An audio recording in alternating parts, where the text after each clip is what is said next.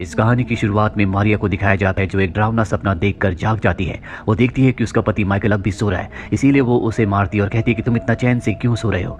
इसके बाद माइकल मारिया को संभालता है। दरअसल अतीत में मारिया के साथ ऐसा हादसा हुआ था जिससे वो आज तक उभर नहीं पाई।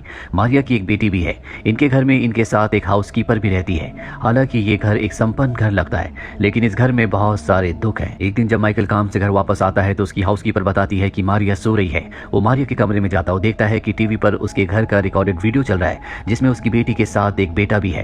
दरअसल मारिया का एक बेटा था जो अब इस दुनिया में नहीं रहा और यही दुख मारिया के दिल में आज भी है। माइकल देखता है कि मारिया ने नींद की बहुत सारी गोलियां खा ली, इसीलिए वो उसे हॉस्पिटल ले जाता है जहां मारिया को वो विजन आता है जिस वजह से उसके दिल में दुख है, जिसका गिल्ट आज तक उसे है। ये पूरा का पूरा परिवार हिंदुस्तान में रहता है और एक दिन जब मारिया अपने बेटे और बेटी को लेकर कहीं जा रही थी तो इनकी गाड़ी एक तालाब में गिर जाती है। मारिया अपनी बेटी को तो बचा लेती है, लेकिन उसके बेटे का पैर फंस जाता है जिस वजह से वो उसे बचा नहीं पाती। मारिया को लगता है कि उसके बेटे की मौत उसकी वजह से हुई है, इसीलिए हमेशा वो गिल्ट में रहती है। और अब जब मारिया होश में आती है तो उसकी हाउसकीपर उसके पास आती है जो एक हिंदुस्तानी लेडी है। वो मारिया से कहती है कि अगर तुम चाहो तो अपने बेटे से आखिरी बार बात कर सकती हो। दक्षिण भारत के जंगलों में एक ऐसा मंदिर है जहाँ पर जीवन और मृत्यु की रेखा बहुत कमजोर है, वहाँ जाकर तुम अपने बेटे से बात कर सकती हो। और तभी वहाँ पर उसका हस्बैंड माइकल आ जाता है जिस वजह से उसकी हाउसकीपर वहाँ से चली जाती है। घर आने के बाद मारिया एक बार फिर से अपनी हाउसकीपर के पास जाती है। वो उसे बताती है कि अगर तुम अपने बेटे की आत्मा से बात करना चाहती हो तो मंदिर की सीढ़ियों पर तुम्हें अपने बेटे की राख को डालना होगा। इसके बाद तुम मंदिर के अंदर जाकर दरवाजे को अंदर से बंद कर देना। वहां पर तुम्हारे बेटे की आत्मा आएगी। चाहे तुम्हारा बेटा कुछ भी कहे, किसी भी कीमत पर मंदिर के दरवाजे को मत खोलना। ये एक ऐसा मंदिर है जहां पर कोई भी नहीं जाता, यानी कि इसे इंसानों ने अबेंडन कर दिया है। और अब मारिया अपने बेटे को आखिरी अलविदा कहना चाहती है, उससे आखिरी बार मिलना चाहती है। इसीलिए वो अपनी हाउसकीपर की बात मान जाती है। वो अपने बेटे की बॉडी का अंतिम संस्कार करवाती है और अपने हस्बैंड से झूठ बोलकर वो उस मंदिर की तरफ निकल पड़ती है जो जंगलों के बीच में है। जब वो उस जगह पहुंचती है तो देखती है कि चारों तरफ के पेड़ पौधे पूरी तरह से सूख चुके हैं। वो राख को मंदिर की सीढ़ियों पर डालकर मंदिर के अंदर जाकर दरवाजा बंद कर देती है।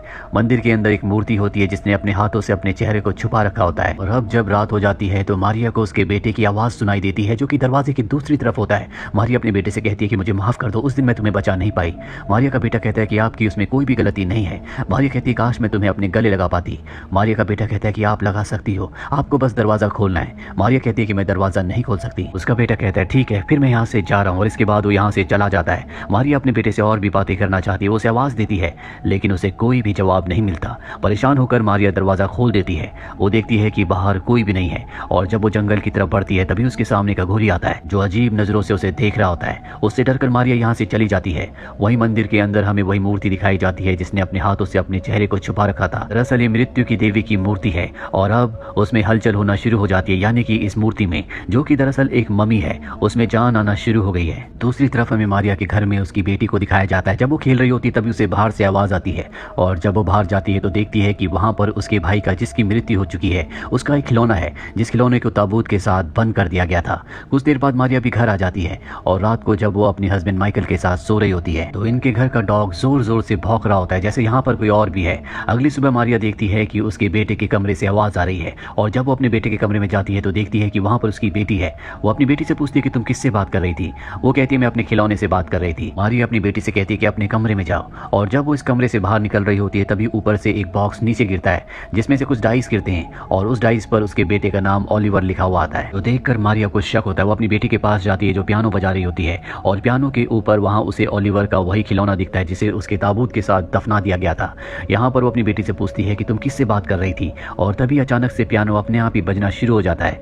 मारिया की बेटी कहती है कि मैं ओलिवर से बात कर रही थी, वो वापस आ चुका है। ये सुनकर मारिया को अच्छा लगता है क्योंकि वो अपनी बेटी की आत्मा के साथ रहना चाहती है। रात को अपने बेटे के कमरे में जाती है और उसके खिलौने को वहां पर रख देती है और तभी एक किताब नीचे गिरती है जिस पर लिखा होता है द जंगल बुक, जो कि मारिया के बेटे ओलिवर की फेवरेट कहानियों की किताब थी। वहां पर चेयर भी अपने आप ही शिफ्ट हो जाती है, लाइट चल जाती है जिससे मारिया समझ जाती है कि उसके बेटे की आत्मा कहानी सुनना चाहती है और वो अपने बेटे के लिए कहानी पढ़ना शुरू कर देती है। वही मारिया की जो हाउसकीपर है वो देखती है कि घर पर तुलसी का पौधा पूरी तरह से सूख चुका है जो कि एक अशुभ संकेत है। साथ ही घर पर जो पक्षी होते हैं उनकी भी मृत्यु हो चुकी है।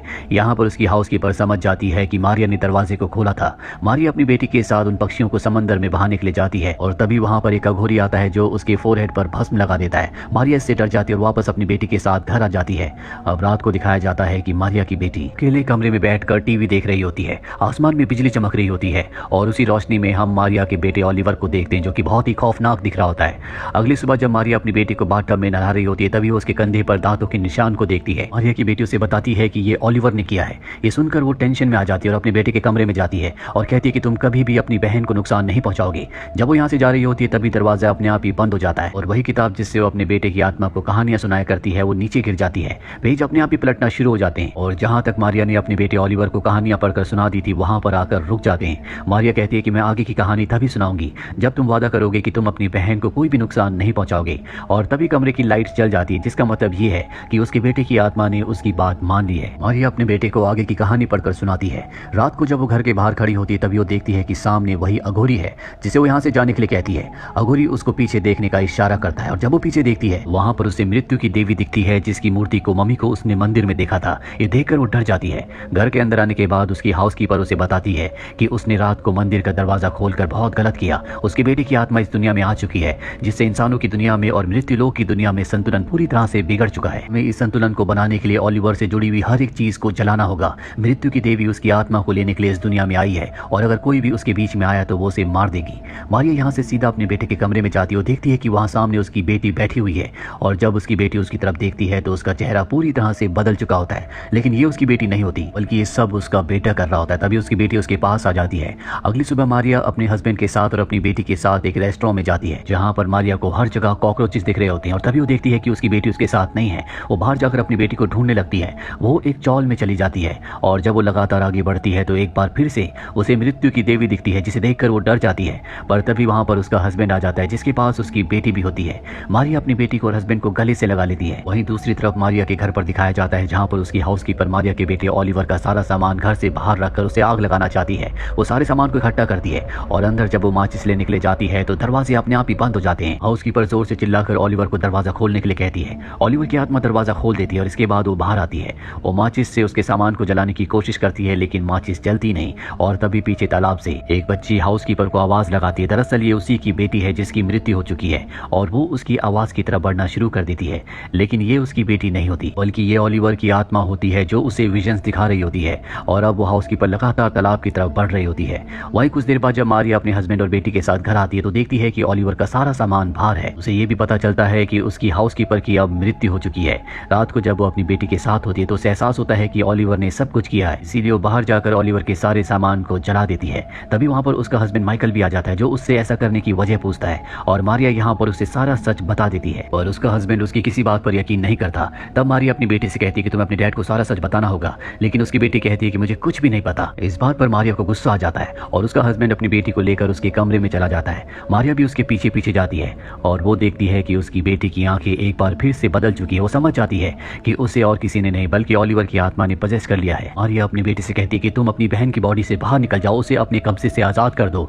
ये सुनकर उसके हस्बैंड को लगता है कि उसकी दिमागी हालत खराब हो चुकी है, इसीलिए वो उसे कमरे में लॉक कर अपनी बेटी को लेकर नीचे आ जाता है और वो देखता है कि उसके घर के बाहर बहुत सारे अघोरी हैं। वो उन सबको वहां से जाने के लिए कहता है लेकिन कोई भी वहां से नहीं जाता। जिसके बाद वो अपनी बेटी को अपने डॉग के पास छोड़कर पुलिस को कॉल करता है और तभी उसे अपने डॉग के कराने की आवाज आती है। वो अपने डॉग के पास जाता है तो देखता है कि उसकी बेटी ने डॉग को मार दिया है। वो उस पर भी हमला करके उसे जख्मी कर देती है क्योंकि उसके अंदर ओलिवर की आत्मा है जो कि एक शैतानी आत्मा है।